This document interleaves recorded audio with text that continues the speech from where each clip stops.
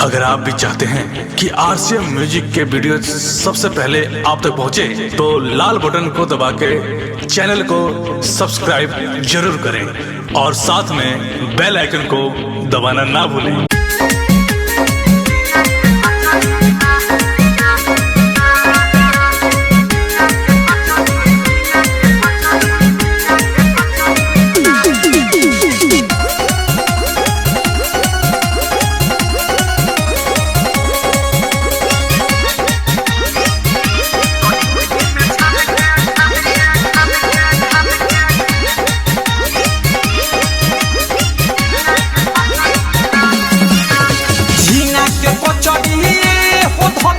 झींगा के कचड़ी ना झींगा के कचड़ी हो धनिया झींगा के कचड़ी ना तो ढोरी में छान के खाए बहचड़ी।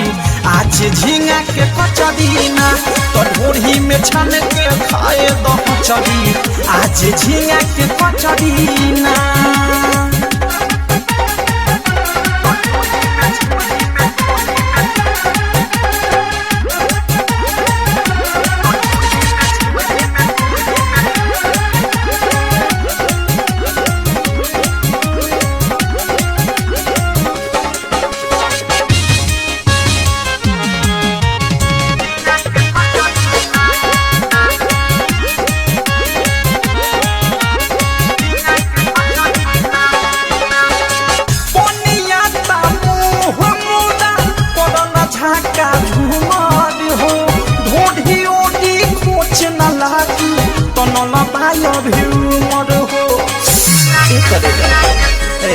सुना ना हो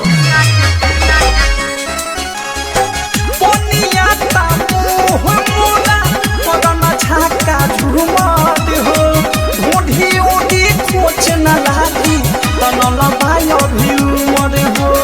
बनना खचड़िए हो धनिया बनना खचड़ी ना बनना खचड़िए हो धनिया बनना खचड़ी ना तनाहर में मई लगा के चचड़ी खाई बझींगा के कचड़ी ना तो ढोरी में छान के खाए बहचड़ी। आज झींगा के कचड़ी ना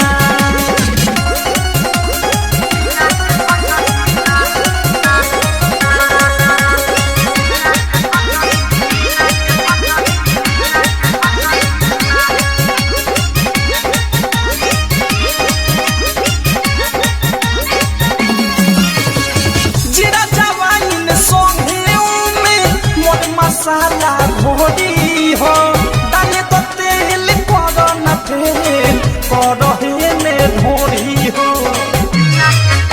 सुना तारी हो अरे आओ ना जीरा जवाइन सोभे में मोर मसाला घोड़ी हो डाले तो तेल कर न फेल करहे में ढोरी हो। ठोके तो पचड़िए हो धनिया ठोके तो पचड़ी ना ठोके तो पचड़िए हो धनिया ठोके तो पचड़ी ना तो काहे के बहन तारू बनचड़ी बनी झींगा के कचड़ी ना तो ढोरी में छान के खाए दहचड़ी हमके झींगा के कचड़ी ना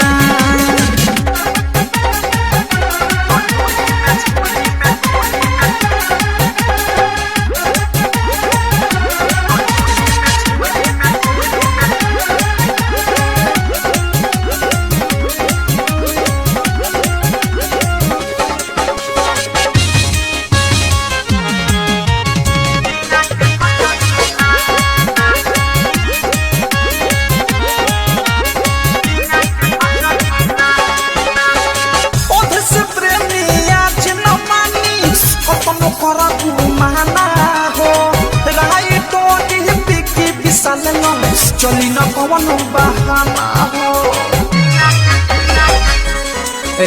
तनी चिखावा ना ओधे से प्रेमी आज न मानी कतनो करबू तू माना हो। रहाई तो दिल के विशाल चली न कवन बहाना हो।